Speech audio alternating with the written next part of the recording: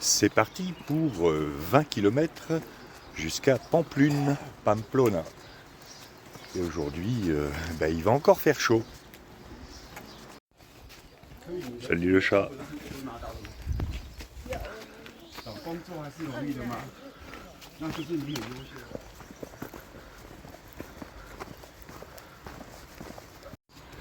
Nous quittons Soubiri, où hier en allant manger, j'ai fait une rencontre à laquelle je ne m'attendais pas. Mais je vous en parlerai après être passé devant l'usine de magnésites. Salut les chevaux.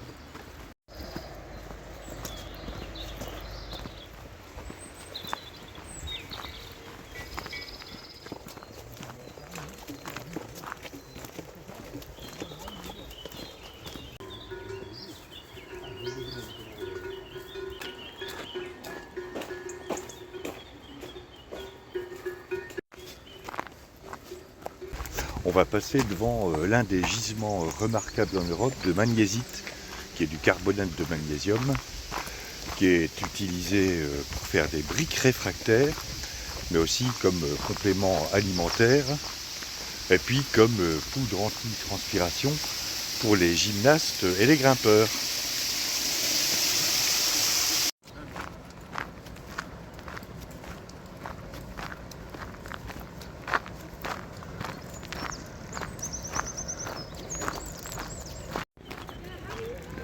De la magnésiite, il y en avait un gisement, je ne sais pas s'il existe toujours, à Ozon, en Auvergne, là où habitait une de mes tatas.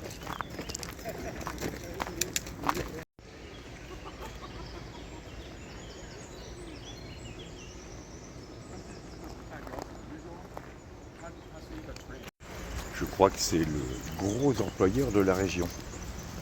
L'usine est plus étendue que le village.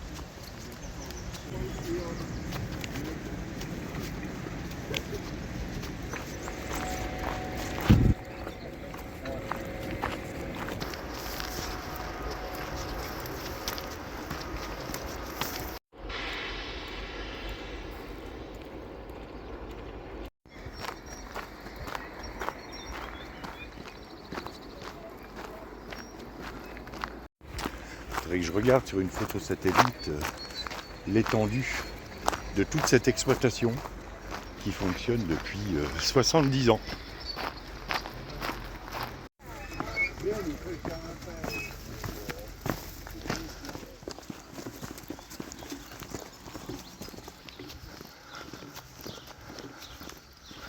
Il y a quelques bons raidillons au début de cette étape. Il y en aura peut-être 2 ou 3 autres au fur et à mesure.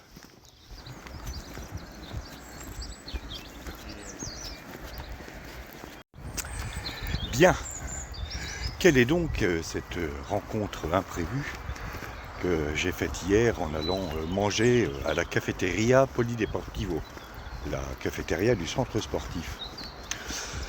On passe devant l'église et puis il y a un bonhomme en gilet rouge à lunettes qui me regarde, je le regarde et puis il me dit mais on se connaît.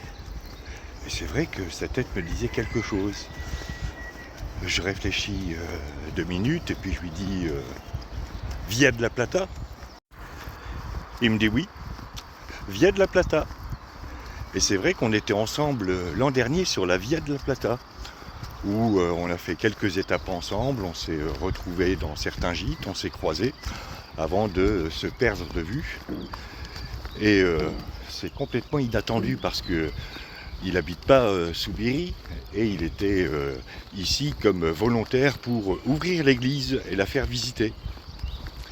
C'est incroyable parce que les chances de retrouver quelqu'un qui était sur la Via de la Plata en même temps que moi, Via de la Plata qui est très très peu parcourue, à quelques centaines de kilomètres de cette Via de la Plata et à 1 an d'intervalle, ces chances-là sont infinitésimales.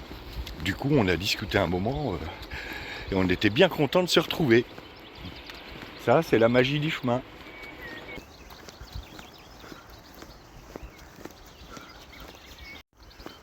Pour rappel, la Via de la Plata, elle part de Séville et elle remonte jusqu'à Salamanque et rejoint le Camino Frances. Mais après, j'avais pris le Camino Sanabres qui contourne le Portugal et remonte après sur Saint-Jacques-de-Compostelle. Autrement dit, c'est pas du tout le même parcours que celui qu'on est en train de suivre.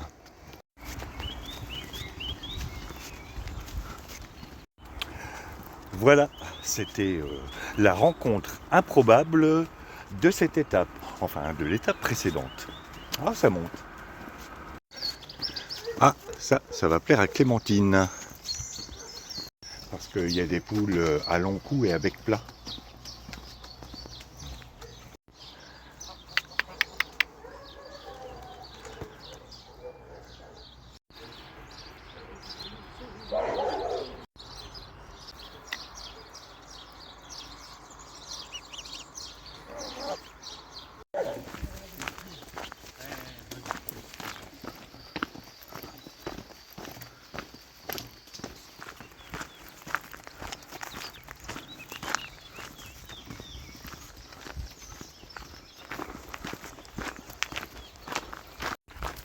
Ce petit chemin est, ma foi, très plaisant.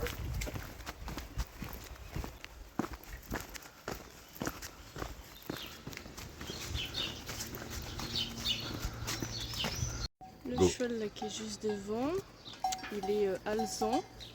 Alezan rouan. En gros, rouan, c'est quand il y a des poils, souvent au milieu du cheval, enfin, au milieu le corps du cheval, quoi, qui sont tout blancs. Et en général, les chevaux rouans, ils ont cette couleur-là qu'en été. En hiver, ils sont de leur couleur de base, quoi. Et en plus, il est crin lavé celui-là, j'ai l'impression. Donc voilà, alezan rouan. Voilà, c'était la minute cheval de cette étape. Assez étroit.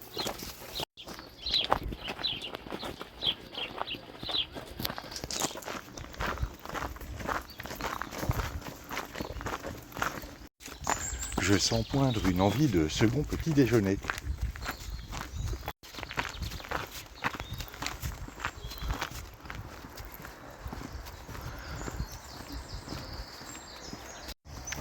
Votre sainteté, vous avez appris la nouvelle à propos de Philippe IV, le roi de France.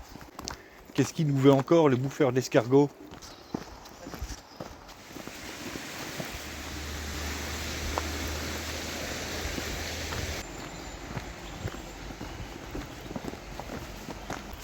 Il veut augmenter les prélèvements sur le clergé et les monastères. Ah, s'il veut piquer notre blé, c'est autre chose qu'il va récolter. S'il veut notre oseille, je vais lui chauffer les oreilles. Oh, votre sainteté, vous faites même des vers, vous êtes un vrai poète. Ouais, je sais, mon petit camerlingue. C'est pour ça que je suis pop.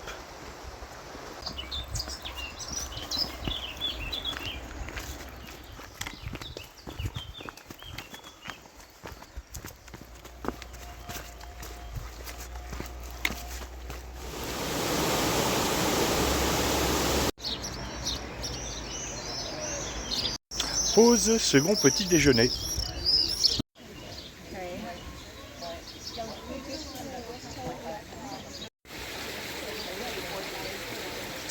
Ça fait du bien de faire une pause ici, c'est paisible.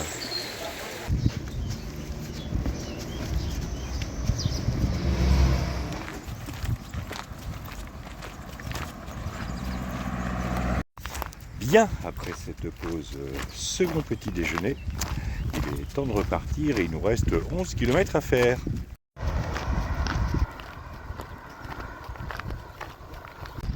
Au fait, mon petit camerlingue, en parlant d'oreilles, j'ai ouï dire que Philippe le Bel avait quelques différends avec l'évêque de Pamiers, Bernard Cessé.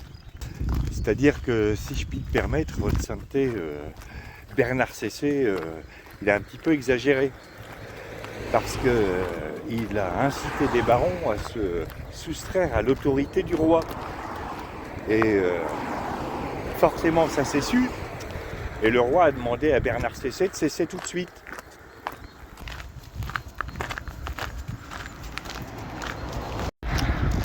Oui, enfin, c'est pas une raison pour désavouer mon évêque. Et puis je vous signale que Philippe IV m'a snobé quand je lui ai demandé de partir en croisade. Et en plus, il a arrêté mon légat.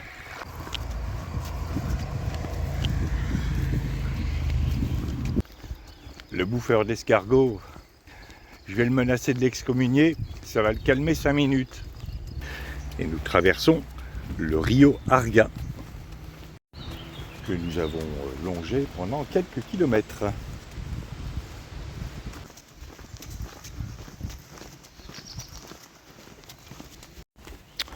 Pendant ce temps, dans le bureau de Philippe IV. La suite après la côte.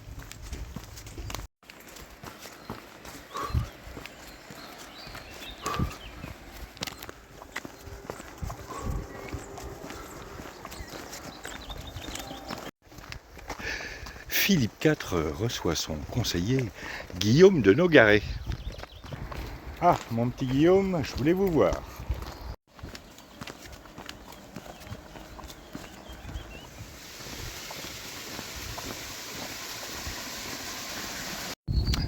À quel propos, sire?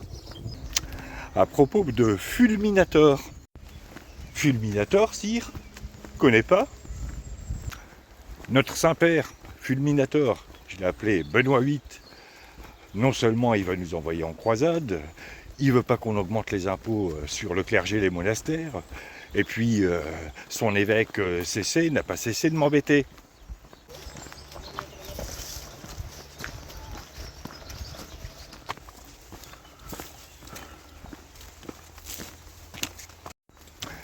Je comprends tout à fait, sire, et puis la manière qu'il a de supplanter votre pouvoir par le pouvoir de la papauté dans sa dernière bulle, c'est un peu crispant, non?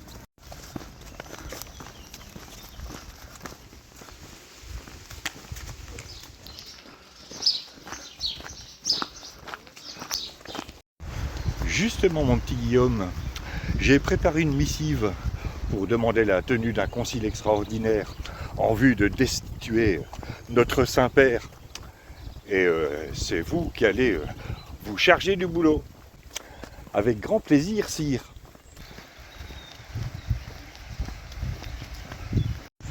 Mais attention, il va falloir la jouer fine. Je propose, à partir de maintenant, qu'on parle en code, parce qu'il ne faut pas que Benoît VIII apprenne la nouvelle avant que la missive parvienne en Italie. Donc Benoît VIII Fulminator, moi ce sera Terminator, parce que je vais en finir avec toutes ces histoires de papauté. Enfin de papauté qui nous embêtent. Et vous, ce sera Nougat York. Nougat York, sire? C'est bizarre comme nom de code, non? Je sais, mais depuis quelque temps, la nuit, je suis visité par un ange qui me donne des noms de code comme ça. Ah oui, il ressemble à quoi cet ange? Il ressemble à rien du tout. Ah bah merci.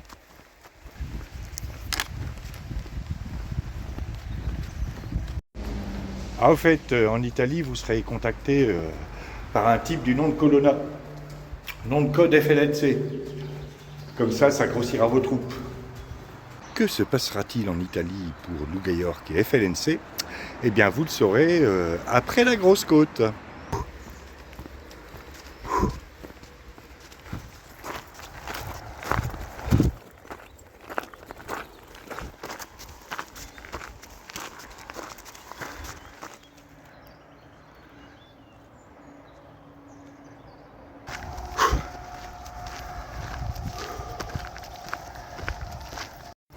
Au fait, sire, je peux amener mes musiciens?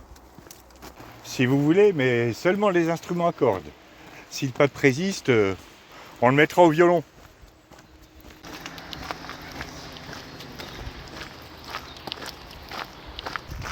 Dernière petite question, sire. Il est où le pape en ce moment?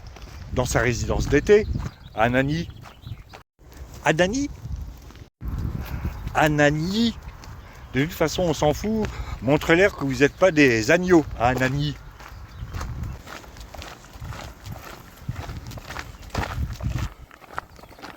Et c'est ainsi qu'en 1303, Guillaume de Nogaret, alias Nougayork, part en Italie pour rencontrer son contact FLNC, alias Colonna, dont j'ai oublié le prénom, mais c'est pas Yvan. Et de toute façon, on s'en fout, ils sont tous les deux sous nom de code.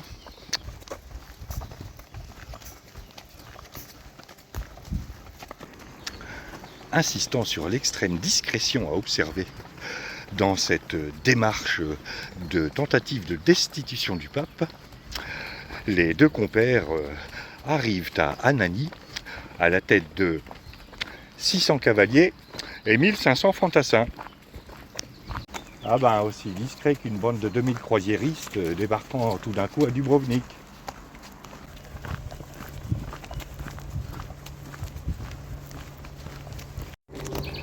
Saint-Père, Saint-Père! Oui mon petit camerlingue, pourquoi vous avez l'air aussi affolé? L'un de nos espions nous a appris que le roi Philippe IV nous envoyait Guillaume de Nogaret dans le but de vous destituer. Ah ouais? Il envoie Guillaume de Nougaro pour me faire chanter? De Nogaret, Saint-Père.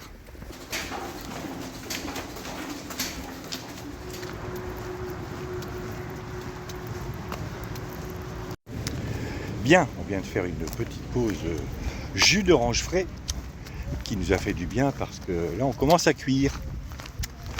Quelle sera la réaction du pape face à la menace brandie par Philippe IV? Eh bien tout ça, vous le saurez demain. Demain parce que il reste à peu près 5 km à faire et que ça va être en grande partie en ville.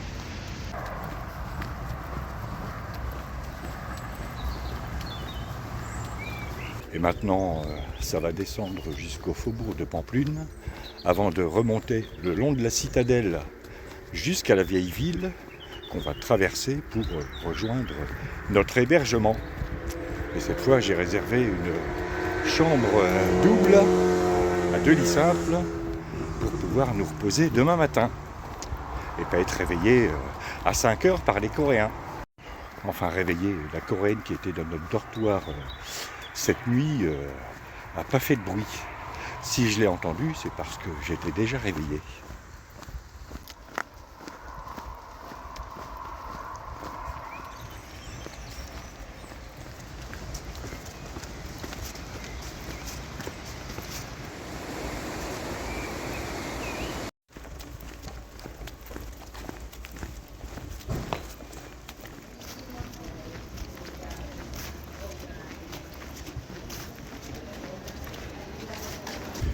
Heureusement qu'il fait que 26.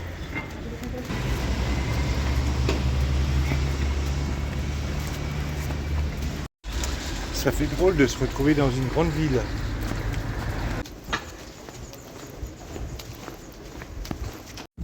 C'est toujours long les entrées dans ces grandes villes, mais heureusement on est à l'ombre.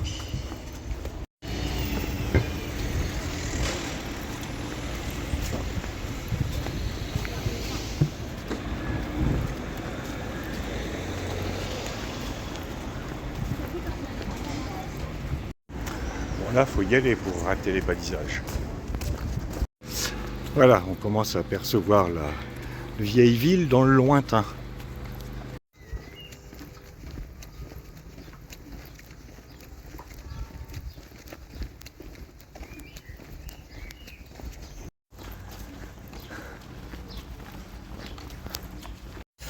Bon, on va enfin approcher du pied des murailles après cette longue approche.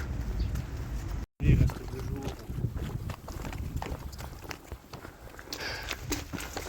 Et du coup, elles sont vachement bruyantes les femmes comparées au reste. Même avec le qualité.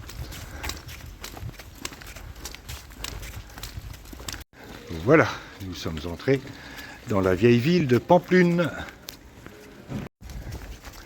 Bon, il ne reste plus qu'à trouver l'Aloha Hotel, qui est à la fois une auberge et un petit hôtel, mais il va falloir qu'on traverse la vieille ville.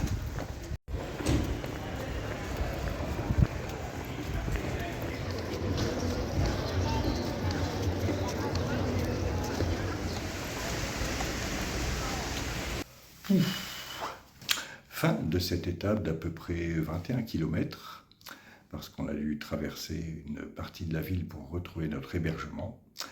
Là, ça va être douche. Douche parce que on ruisselle littéralement.